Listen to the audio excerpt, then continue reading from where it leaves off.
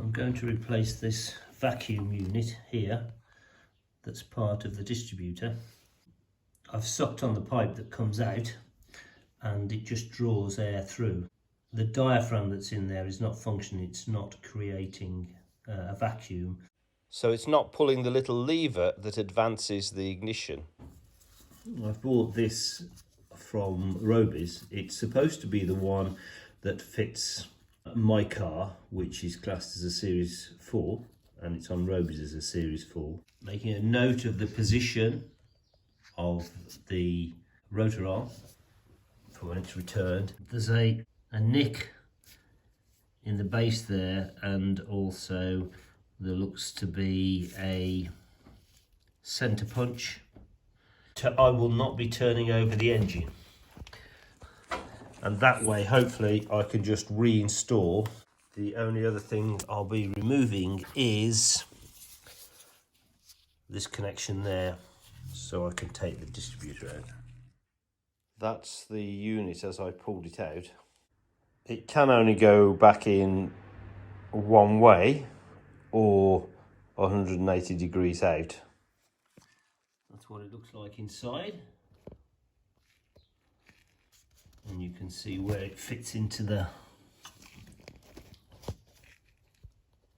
slot that's there. And that there, interestingly enough, is the lifter that I think has been causing some problems for me on number 1 cylinder. The vacuum unit has 2 screws, one there, one there, and obviously it has this nipple there which has to fit in. It may be that I can just undo these 2 screws and remove that unit, and it may be I could have done that on the car. I don't know.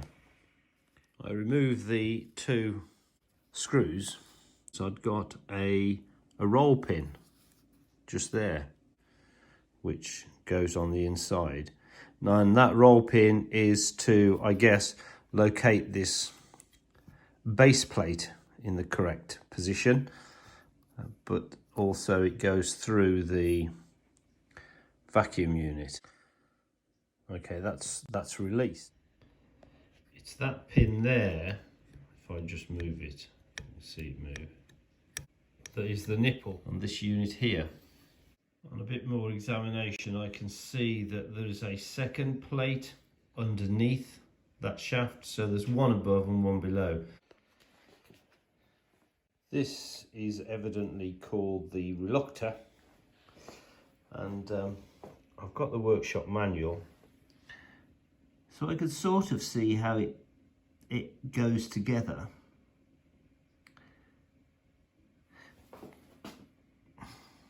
But I can't quite see how to remove the reluctor unless I just pull up on the reluctor and it'll come off that locating pin there.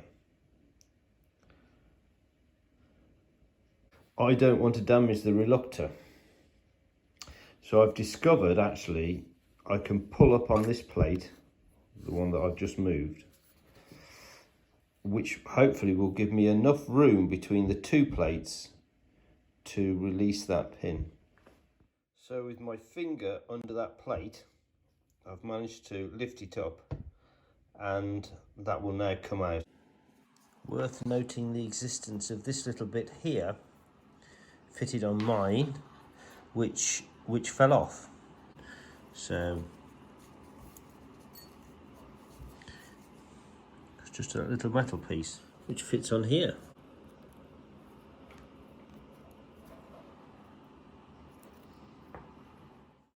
The original vacuum unit listed for my car turned out to be incorrect. I needed one for the J series engine. The replacement vacuum control unit has come. that's this one here. It is exactly the same as this one, other than the fact that this is a 9L. This one, my original one that came off the Distributor, is a 10L. This one, which was the one named for my car, 1974 Jensen Interceptor, has totally the wrong offset. I don't know what that fits. The boxes go with those. You do have to be careful to know which vacuum unit you've got and the offset. The good thing is that the 9L and the 10L, evidently, they refer to the degrees of advance that each unit can give. Presumably that's 9 degrees and that's 10 degrees.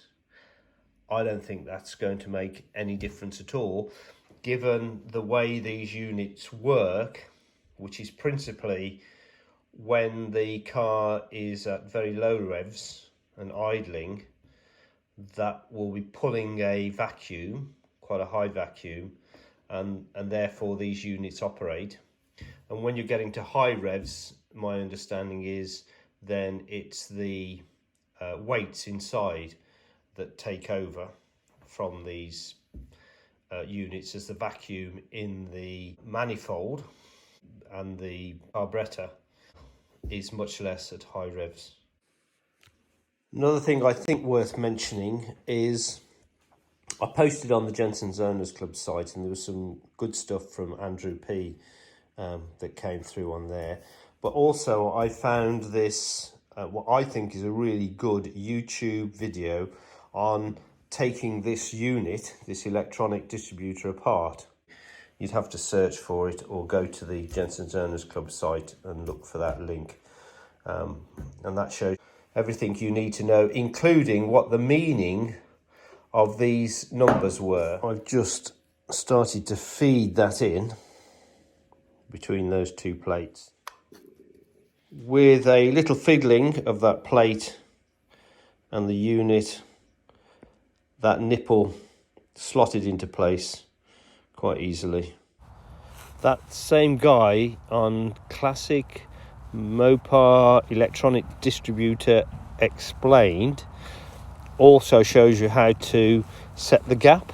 This gap here, the one between this, the reluctor, and this magnetic pickup, and it's that small gap. That has to be set at around 1/8,000th of an inch. And what he said was he knows nobody who's got a hard brass feeler gauge, and you have to use a non-magnetic feeler gauge. So he folded a $1 note. So I've done the same, because I don't have a non-magnetic feeler gauge. So I folded in one of the new £5 notes, and if you fold that, it comes out at around 8.5 of an inch. I think that's okay. So I've done the same, and I've set my gap so this fits in there. Maybe it could be a bit tighter, I don't know, but I'm hopeful that that's going to be okay. And you're supposed to make sure you flick this round to make sure none of them catch, and you haven't got a problem with the shaft as the reluctor goes round. So that's it finished. Got a little bit clips back in there. That one goes on there, thus.